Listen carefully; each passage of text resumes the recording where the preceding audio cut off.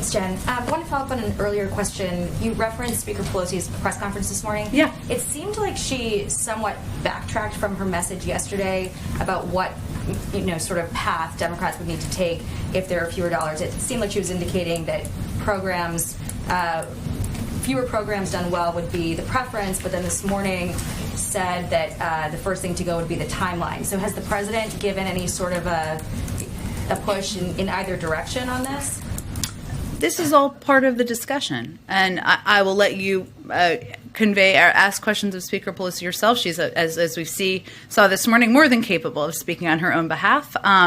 But what she was conveying is that while it was the preference, her preference, the president's preference to have the initial package proposed, what our focus now is on is building a real, tangible package that can become law and is going to make a transformational difference in people's lives. So I understand, and we all know why we're talking here about the size and the cuts, et cetera. But a cut, it's not a cut just because someone once proposed something bigger on paper.